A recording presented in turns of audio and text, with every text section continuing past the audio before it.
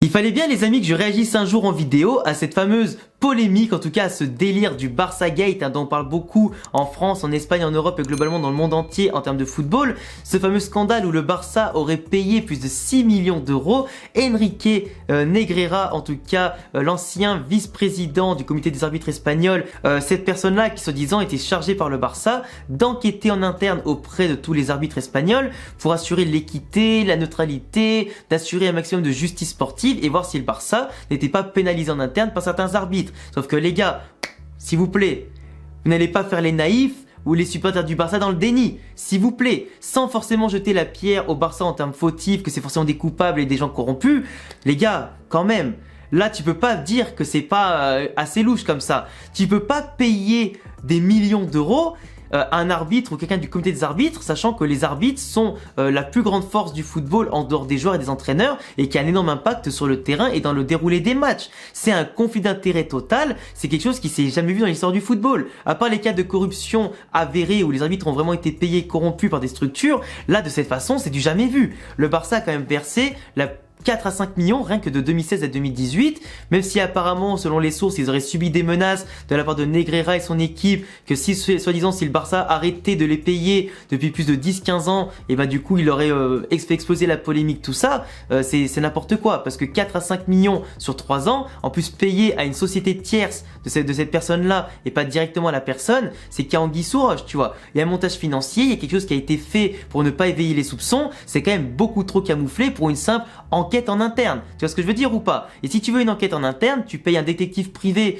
qui te fait ça pour 100 euros ou des centaines d'euros ou au pire pour 1000 euros et quelques, mais pas des millions d'euros. Là, c'est démesuré. On pas dans du délire. Si le mec, il a demandé des millions d'euros, c'est vraiment parce qu'il savait les risques qu'il encourait, tout comme il savait les risques que ça encourait pour le Barça et que ça devait pas se savoir. Donc, tu vois, tout le monde avait assuré son truc, mais globalement, c'était pas que pour assurer la neutralité. C'est impossible. Ce conflit d'intérêt est énorme et vient rompre toutes les qualités sportive, l'équité, la justice, tout ce que tu veux. Là, le Barça s'est mis dans la merde. Même si pour l'instant, il n'y a pas de polémique, enfin, il n'y a pas trop de polémiques qui vont plus loin que ça en termes, parce que ça manque de preuves, il n'y aura pas de sanctions. Et parce que globalement, voilà, si t'as pas de preuves, tu peux pas dire que le Barça a vraiment été avantagé par tel arbitre ou se leur a donné tel point, telle victoire, tel titre, etc. sur telle période donnée. Même si sur le Barça, en tout cas de 2016 à 2018, a remporté quelques Super Coupes d'Espagne, a remporté 3 Copa del Rey, 2 Ligas quand même, c'est quand même pas rien. Même si en Europe, ça n'a pas été le cas. Mais globalement, c'est quand même grave. C'est quand même grave.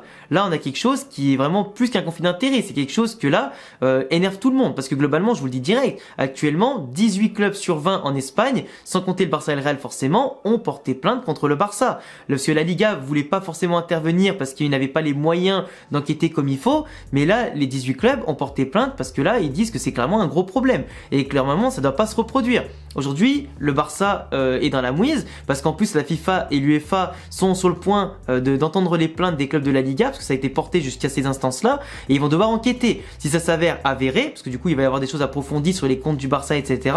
et sur les enquêtes des différents matchs, tout ça, le Barça pourrait soit perdre les titres de manière rétroactive, pourrait perdre des points pour la Liga actuelle, pourrait pourquoi pas même carrément descendre en Ligue 2. Globalement, ça n'arrivera pas parce que là, il faudrait vraiment pousser l'enquête hyper loin et comprendre qu'entre le sportif et les décisions arbitrales, s'il y a vraiment eu des choses qui sont avérées. Et c'est très compliqué en fait. Tu peux pas vraiment le prouver. Ça, c'est des choses qui regardent que le Barça et cette personne-là. Si l'un avoue, ce sera avéré. Mais tant que c'est pas avoué, malheureusement, c'est impossible de savoir.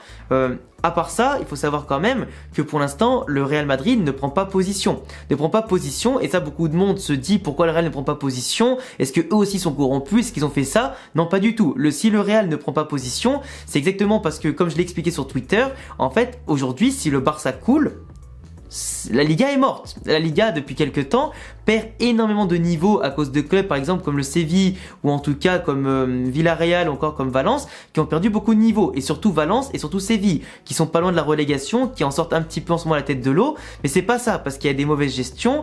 T'as beaucoup en ce moment de présidents de clubs qui ont fait n'importe quoi avec leur équipe technique, au niveau de différents mercatos, au niveau des grands joueurs en tout cas, qui n'ont pas su retenir dans leurs équipes, qui sont partis dans les grands championnats européens. T'as beaucoup aussi de nouvelles générations qui n'ont pas été assez prêtes et qui n'ont pas réussi cette cette transition entre le départ des grands joueurs de chaque équipe et le départ aussi forcément de certains cadres. Donc forcément, il y a eu une transition qui n'avait pas été bonne, plus les joueurs arrivés qui n'étaient pas forcément très bons. Donc tu te retrouves avec des équipes espagnoles qui étaient très fortes avant, qui aujourd'hui sont en moyenne voire faibles. Et en plus de ça, tu as des clubs comme Atlético Madrid qui sont pas au top de leur niveau non plus. Tu as Bilbao qui sort plus la tête de l'eau à part le milieu de tableau, etc. Tu as des petits clubs comme la Sociedad del Betis Séville qui émergent de plus en plus, mais qui n'ont pas les moyens de rivaliser en Europe ou en Espagne contre les meilleures équipes sur le long terme. Donc globalement, le niveau de la Liga s'affaiblit quand de l'autre côté, tu as des championnats qui s'améliorent de plus en plus et la première ligue qui creuse l'écart avec les autres, financièrement et sportivement. Et le Barça, s'il venait à couler, déjà que la Liga perd de l'attractivité au niveau commercial, des droits TV, des sponsors et surtout des joueurs, bah, si le Barça coule et qu'il n'y a plus que le Real en top club à ce niveau-là, bah, tous les championnats quasiment c'est le Real qui va les gagner sauf grand cataclysme. Donc forcément les grands joueurs ne seront pas intéressés pour jouer au Real Madrid dans un championnat quasi plié. Ça sera plus le même prestige, la même aura et globalement ça pourra que poser problème pour des candidatures à des ballons d'or ou simplement pour créer une grosse équipe et pour lutter en championnat. Ça ferait le même problème un petit peu que le Paris Saint-Germain en Ligue 1 qui surdomine le classement ou comme la Bundesliga ou le Bayern surdomine tout. Ça fera le même problème au bout d'un moment et ça va finir par empiéter sur les prestations en Coupe d'Europe comme la Ligue des Champions. Parce que si t'es pas prêt avec le championnat, s'il n'y a pas assez d'adversité, bah pour les Coupes d'Europe t'es dans la merde aussi. Et globalement, donc au niveau des recrues potentielles pour l'avenir, ça pose problème. Pour tous les revenus globalement commerciaux, ça pose problème. Donc le Real pas forcément soutient le Barça, mais du moins est solidaire pour l'instant, car tant que t'es pas jugé coupable, tant qu'il n'y a pas des preuves irréfutables, tu es innocent, jusqu'à preuve du contraire. C'est pour ça que le Real ne dit rien, pas parce qu'il y a des scandales ou quoi, et aussi il y a aussi le coup que bien entendu, ils sont solidaires sur le projet de la Super League, qu'ils veulent créer depuis maintenant pas mal de temps, que ça va être encore remis sur la table les prochaines années, les prochains mois, et globalement voilà, donc le Real est solidaire avec le Barça pour l'instant, question de rivalité, d'histoire du foot, que si l'un des deux géants venait à descendre en deuxième division ou à couler financièrement, parce que le Barça peut aussi avoir des grosses sanctions économiques, voir les mercatos supprimés, etc. Donc ne pas renforcer l'équipe et s'ils perdent des joueurs, ils pourront pas les remplacer sauf avec la Masia. Et globalement voilà, donc il y a des gros problèmes à tous les niveaux et c'est quand même problématique. Le Barça aujourd'hui, comme disait Laporta, dès qu'ils sortent la tête de l'eau sportivement, il y a toujours quelque chose, une polémique qui va les foutre sous l'eau une nouvelle fois. Actuellement, le Barça est premier de Liga avec 8 points d'avance. Ils peuvent pourquoi pas remporter la Copa del Rey. Ils ont eu la Supercopa cette année. Xavi en deux années relégués en Europa League, 2 années qu'ils la perdent. De suite entre Francfort et notamment Manchester du coup hier.